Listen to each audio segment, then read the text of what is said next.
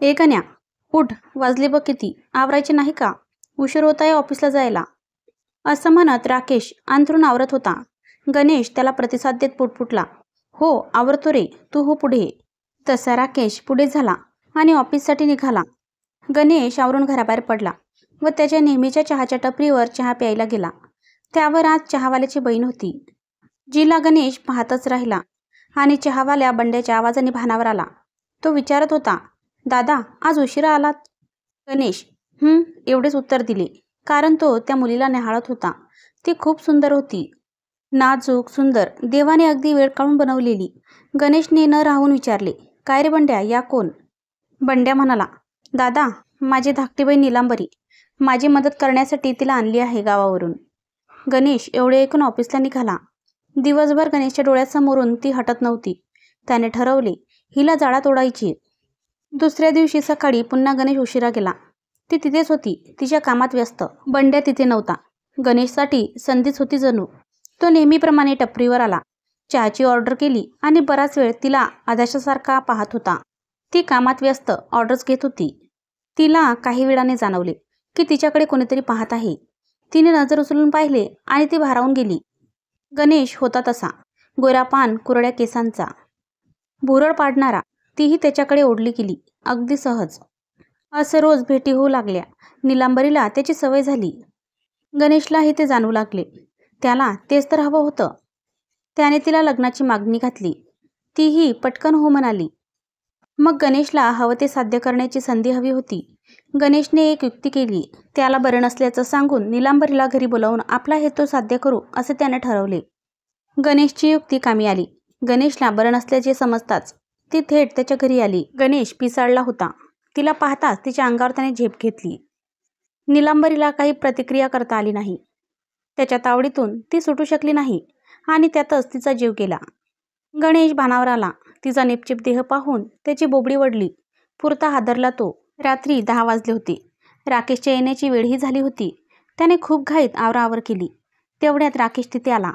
मला न्याय मिळवून दे, तूच करू शकतोस हे, कारण तो तुझ्यासोबत आहे. पहाटे 5 वाजले असतील. राकेशला एक स्वप्न पडले. त्यात एक अनोळखी मुलगी त्याच्याशी वरील वाक्य बोलत होती. त्याला काही कळले नाही. असे स्वप्न का पडावे? तो उठून तयार झाला आणि नेहमीप्रमाणे ऑफिसला जायला निघाला. आज त्याला चहाची तलब झाली म्हणून तो टपरीवर गेला. तिथे बंड्या नव्हता.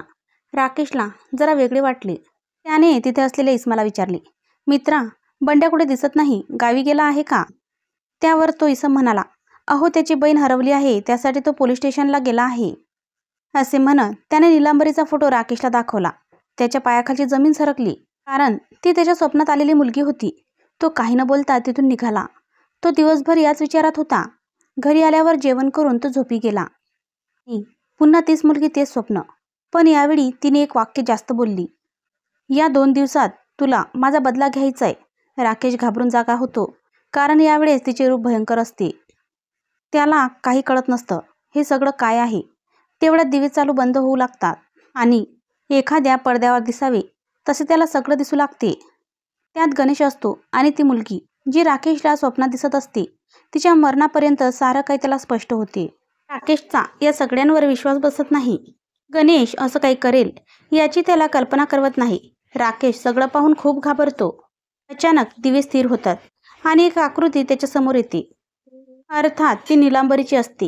राकेश तिला पाहून प्रथम माफी मागतो आणि तिला प्रत्येक प्रकारच्या मदतीची आश्वासन देतो. निलांबरीच्या डोळ्यात अश्रू येतात आणि ती तिथून तात्काळ निघून जाते. राकेशला गणेशच्या तोंडून सगळे वधून घ्यायचे असते. तो योग्य वेळ शोधत असतो. इतक्यात त्याला आठवतं की त्याचा महाविद्यालयीन शिक्षणाच्या काळामध्ये त्याचा एक मित्र होता, जो आता डेप्युटी कमिशनर या पदावर आहे आणि योगायोगाने तो त्याच्या संपर्कात अजूनही असतो. त्याला खूप हायसे वाटते. तो थेट त्याची भेट घ्यायची ठरवतो. राकेश आता कमिशनर ऑफिसमध्ये आपल्या मित्राची वाट बघत असतो. त्याला न सांगता तिथे गेलेला असतो. कामावरून सुट्टी घेतली असल्याने राकेश काळजीमुक्त असतो. तो एक कॉन्स्टेबलला आपल्या येण्याचे कारण सांगतो. त्यामुळे त्याचा मित्र येईपर्यंत त्याला कोणी हटकत नाही. बऱ्याच वेळाने डेप्युटी कमिशनर श्रीरंगराजे अर्थात राकेशचा महाविद्यालयीन मित्र याची दमदार एंट्री होते. तो झपझप पावले टाकत त्याच्या कार्यालयात जातो. सुदैवाने आज त्याच्या भेटीला जास्त महाभाग नव्हते. त्यामुळे तो राकेशला अगदी व्यवस्थित भेटू शकत होता. राकेशचे नाव घेतल्यावर राकेश त्याच्या कार्यालयाकडे वळाला. राकेशला पाहून त्याच्या मित्राने एक जल्लोष केला. त्याला फार आनंद झाला होता. राकेशनेही त्याला मिठी मारून अभिवादन केले. काय राव, आज कशी आठवण काढलीत? काही विशेष? श्रीरंगच्या या प्रश्नावर राकेश थोडा गंभीर झाला आणि त्याने श्रीरंगला सारे काही घडलेले सांगितले. प्रत्येक प्रसंग ऐकताना त्याच्या चेहऱ्यावरचे भाव बदलत होते. श्रीरंग राकेशचे बोलणे ऐकून घेतल्यावर त्याला मदत करण्याचे आश्वासन देतो. ठोस पुराव्याअभावी पकडणे कठीण होते. श्रीरंग राकेशला पुन्हा येण्याचे सांगतो. राकेशला गणेशची चीड येऊ लागली असते. त्याला काही करून गणेशला शिक्षा करायची असते. त्याला एक कल्पना सुचते. त्याची आणि श्रीरंगची मैत्रीण कादंबरी त्याची मदत करू शकते असे त्याला विश्वास वाटतो. हो, कादंबरीला भेटण्याचं ठरवतो. श्रीरंगकडून काही प्रतिसाद न आल्यामुळे त्याला कादंबरीला भेटणे गरजेचे होऊन जाते. कादंबरी उंच आणि पाणीदार डोळ्यांची देखणी तरुणी. शेवटच्या वर्षात राकेशची झालेली खूप चांगली मैत्रीण. राकेशचा फोन येताच तळक त्याची भेट घेते.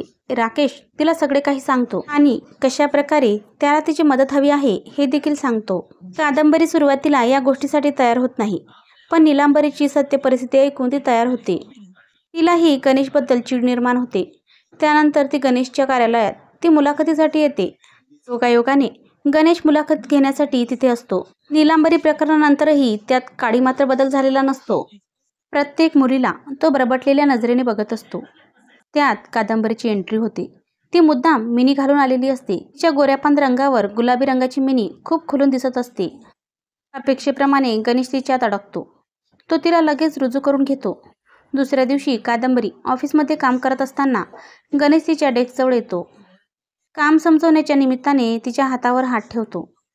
कादंबरीला ते असह्य होते, पण गणेशला कोठडीत नेण्यासाठी ती सगळे सहन करते. गणेश हळूच तिच्या कानात बोलतो की आज रात्री ऑर्बिटमध्ये भेट अजून करेल. त्या क्षणाची ती वाट बघत असते. ती थोड्या वेळात राकेशला सगळं कळवते. राकेश श्रीरंगला सगळी माहिती देतो. श्रीरंग राकेशवर चिडतो. त्याला राकेशची ही भूमिका आवडलेली नसते. श्रीरंग राकेशला साथ देण्यासाठी ऑर्बिटमध्ये साध्या वेशात येऊन पोहोचतो. कादंबरीही आलेली असते. सगळे काही नियोजित असते आणि कादंबरीने गणेशला आधीच खोलीचा नंबर सांगितला असतो, तिचा लकी नंबर म्हणून, ज्यामुळे श्रीरंग आणि टीमने तिथे छुपा कॅमेरा लावलेला असतो. गणेश हॉटेलजवळ पोहोचतो. कादंबरी रस्त्यावर उभी त्याला भेटते. दोघेही खोलीत येतात. गणेश भलताच खुश असतो. ऐनवेळेस लिफ्ट बंद पडते, ज्यात राकेश, श्रीरंग आणि इतर सहकारी असतात.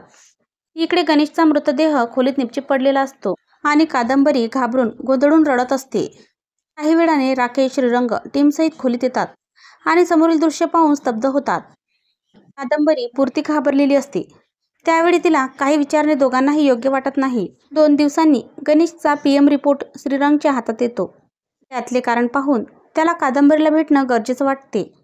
त्याच दिवशी घाई करून तो राकेश आणि कादंबरीच्या घरी जातात. कादंबरी घरीच असते. त्या अपघातानंतर घाबरली असल्याने ती घरीच थांबली असते. श्रीरंग आधी बोलू लागतो. कादंबरी, काय नेमके घडले होते ते तुझ्याकडून जाणून घेणे खूप गरजेचे आहे. थोडे पाणी प्यायल्यानंतर थोडी हुशारी आल्यावर ती बोलू लागते. बराच वेळ तुम्ही कोणी न आल्याने मला त्याच्यासोबत घुसमट होऊ लागली. मी स्वतःला सोडवण्यासाठी प्रयत्न करू लागले, पण व्यर्थ. आणि अचानक एक वीज चमकावी असे घडले. एक आकृती समोर येते आणि गणेशला माझ्यापासून दूर जायला सांगते. गणेश तिला पाहून कोसळतो. तो त्यानंतर न उठण्यासाठी. एवढे बोलल्यावर कादंबरी थांबते आणि तिचे लक्ष समोर जाते. तीच आकृती असते जी हॉटेल रूममध्ये कादंबरीला दिसलेली असते. निलांबरी असते ती, जी राकेश, श्रीरंग आणि कादंबरीचे धन्यवाद करायला आलेली असते. श्रीरंगला मॅसिव्ह हार्ट अटॅक हे कारण वाचून शंका आली असते. त्याला एकदा खात्री करून घ्यायची असते, म्हणून तो कादंबरीची भेट घेतो. अशा प्रकारे निलांबरीच्या खुन्याला शिक्षा स्वतः निलांबरी देते. मित्रमैत्रिणींनो, कथा आवडली असेल तर चॅनलला लाईक करा, शेअर करा आणि आपल्या चॅनलला सबस्क्राईब केलं नसेल तर सबस्क्राईब करा.